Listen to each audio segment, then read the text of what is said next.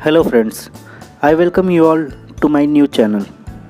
Dear friends, हम लोग अपने इस चैनल पर एक नया सेगमेंट शुरू करने वाले हैं जिसमें economy, financial world, money related topics और सबसे बड़ी अभी जो buzzing world of share markets चला है उससे रिलेटेड वीडियोस डालेंगे.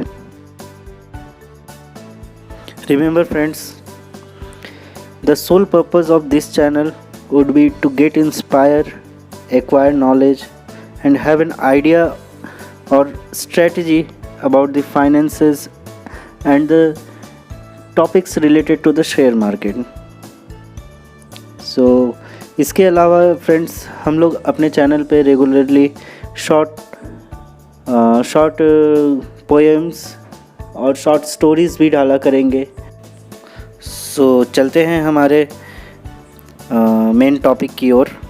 Okay, thank you. Okay friends, so let us come to the main topic. आज का हमारा टॉपिक है India as an emerging powerful economy. आज हम लोग एक ये जानने की कोशिश करेंगे कि क्या सच में भारत एक पावरफुल इकोनॉमी बन सकता है. Is it really worth to invest in India. क्यों आज दुनिया के सारे इन्वेस्टर्स इंडिया में इन्वेस्ट करना चाहते हैं.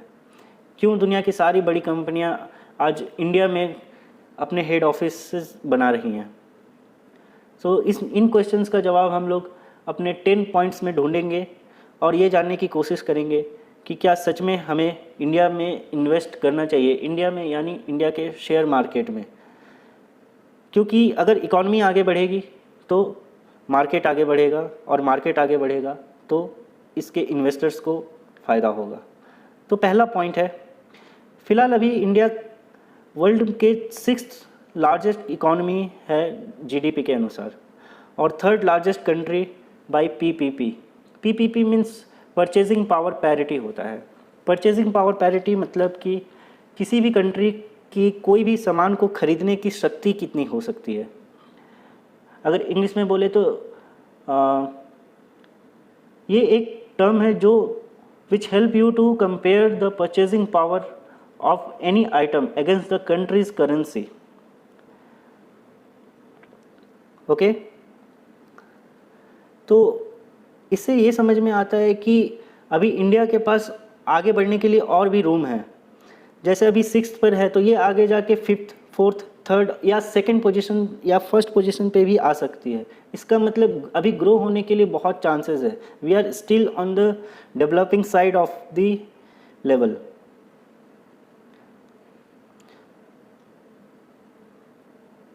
ओके, सो अब हमारा नेक्स्ट पॉइंट आता है. हमारा देश एक relatively young and rapidly growing working age population से भरा पड़ा है.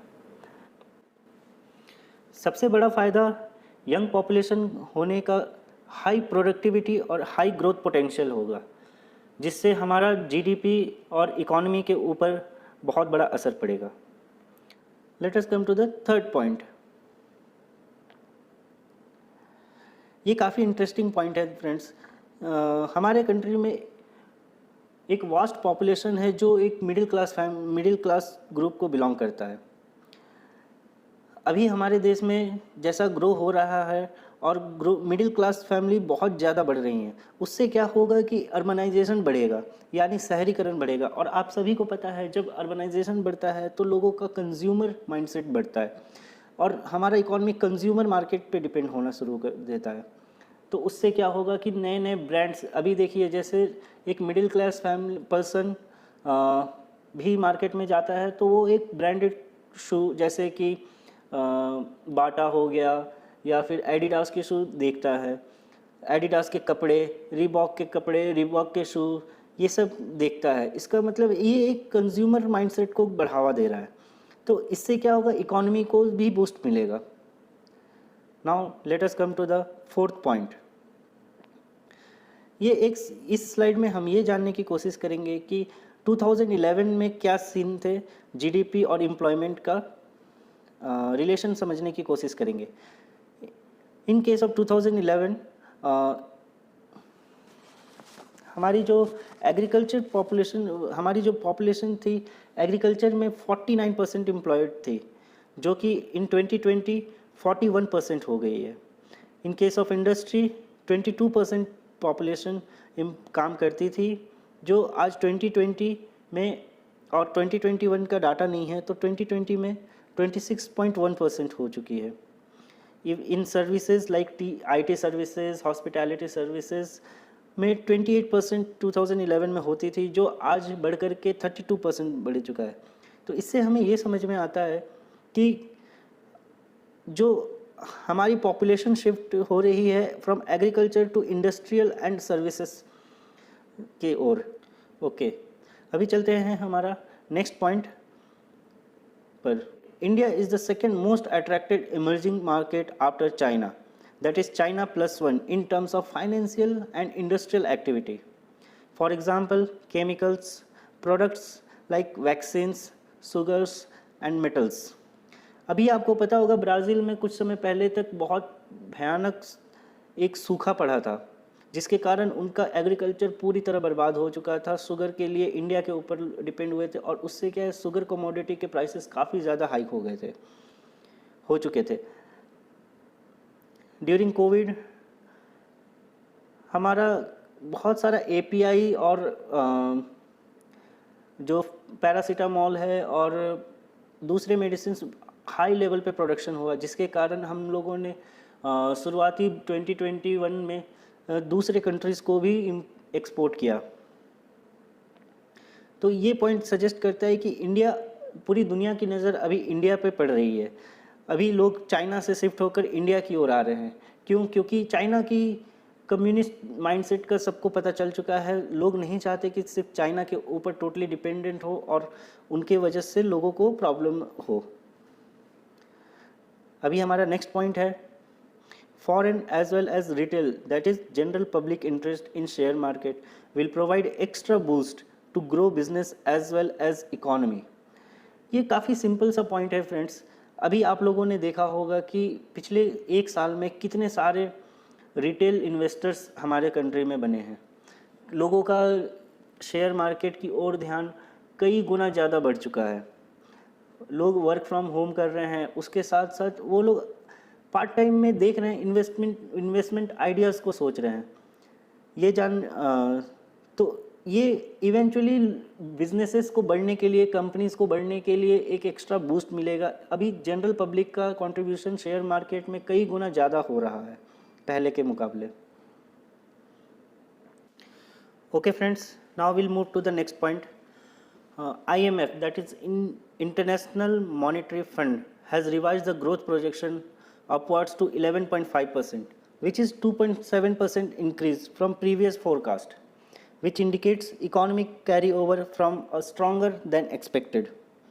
इसका मतलब ये है फ्रेंड्स कि इंटरनेशनल मॉनेटरी फंड ने इंडिया की ग्रोथ प्रोजेक्शन को 11.5% से बढ़ाया है, जो कि 2.7% उनके पहले के अनुमान से 2.7% ज़्यादा है, जो कि काफ़ी इंटरेस्टिंग है। ये अभी हमारे इकॉनमी को ये इंडिकेट करता है कि हमारा इकॉनमी कितनी तेज़ी से ग्रो हो सकती है।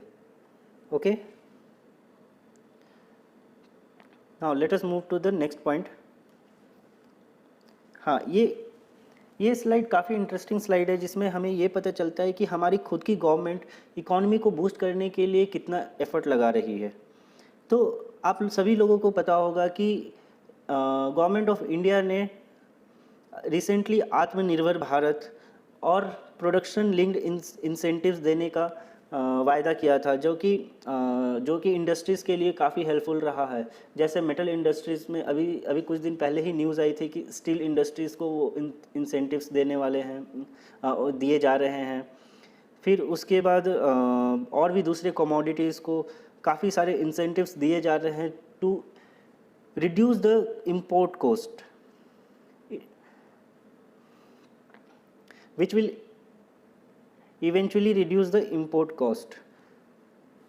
Let us move to the next slide. Okay, तो इस स्लाइड में हम ये देखेंगे कि अगर किसी सिटी को डेवलप करते हैं तो उसके क्या क्या फ़ायदे होते हैं। तो अगर कोई सिटी डेवलप, ये सारे पॉइंट्स, जो सारे पॉइंट्स आप देख रहे हो वो एक अपने से इंटरलिंक्ड है, डायरेक्टली नहीं लेकिन इनडायरेक्टली इंटरलिंक्ड है। तो देखते हैं कैसे। अभी किसी सिटी में डेवलपमेंट होता है, जैसे development in city which will indirectly और directly help on improve infrastructure को बढ़ाएगी, जो कि आगे बड़े बड़े कंपनियों को, बड़े बड़े इन्वेस्टर्स को उस जगह के आसपास को डेवलप करना। डेवलप मतलब कि वहाँ पे लोग रहेंगे तो ऑब्वियसली वहाँ पे उनको मैन पावर मिलेगी, तो उस जगह पे वो अपना R&D सेंटर जैसा कुछ लगाएंगे, R&D सेंटर और मैन्युफैक्चरिंग प्लांट लगाएंगे, जिससे और which will eventually help in technological innovation. तो आपने पहले सुना होगा जैसे इंडिया में टेस्ला, एप्पल की टेस्ला की कंपनीज इंडिया में अपने मैन्युफैक्चरिंग प्लांट लगाने की बात चल रही थी। जैसे बेंगलोर में वो टेस्ला का प्लांट लगाने वाले हैं। एप्पल जो गुड़गांव और नोएडा के साइड में एक उनका ऑलरेडी प्लांट चल रहा है। सैमसंग वर्ल्ड का जो सबसे लार्जेस्ट प्लांट वो नोएडा या गुड़गांव में ऑलरेडी लगा के रखे हुए हैं। फिर इनके अलावा केमिकल और फार्मास्यूटिकल कंपनीज़ के ज़्यादातर R&D सेंटर्स जो एशिया और एशिया के हेड ऑफिसेज वो इंडिया में वो लोग खोल रहे हैं। And the last slide will tell you the reason why I am so strongly believer of the powerful economy of our country, because inspired people of the nation. Yes friends, अभी क्या हो रहा है कि हमारे, जैसा मैंने बताया कि हमारे देश में यंग जनरेशन पीपल बहुत ज़्यादा है, तो जिसके कारण क्या है कि लोगों के अंदर इंस्पिरेशन बहुत ज़्यादा है, एस्पिरेशन बहुत ज़्यादा है। वो लोग काम करना चाहते हैं, वो लोग बढ़ना चाहते हैं। अभी वो लोग वेस्टर्न कल्चर,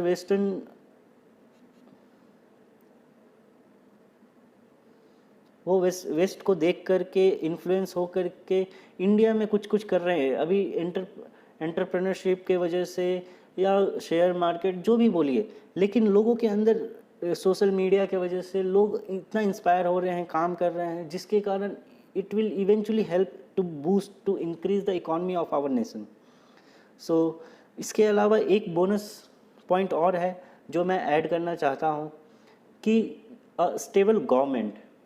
जी हाँ दोस्तों, स्टेबल गवर्नमेंट एक बहुत बड़ा रीज़न है जो किसी भी देश की इकॉनमी को बनाए रखने या पावरफुल बनाने के लिए बहुत बहुत ज़रूरी चीज़ है। एक स्टेबल गवर्नमेंट, अभी देखिए जो हमारा बीजेपी की गवर्नमेंट या एनडीए की गवर्नमेंट है, वो अगर कोई एक गवर्नमेंट स्टेबल रहती है तो वो अपने काम को लंबे समय तक कर पाती है। अपने जो वादे, जो उनका एजेंडा होता है वो लंबे टाइम तक कर पाते हैं, जिसके कारण इवेंचुअली वो मदद करता है कि इकॉनमी को बूस्ट करे। सो आशा करता हूँ दोस्तों कि आपको ये मेरे छोटा सा एक ग्लिम्स बोल सकते हैं इकॉनमी के, इंडियन इकॉनमी के ऊपर समझ में आया होगा या आपको कन्विंसिंग लगा होगा, जो कि आपको मदद करेगा कि क्यों हमें भारत पे इन्वेस्ट, या हमें ऐसा समझना चाहिए कि भारत आगे आने वाले कुछ सालों में एक पावरफुल इकॉनमी बन सकता है। So that's all from my side friends, thank you. And जाने से पहले please subscribe my channel for more such videos.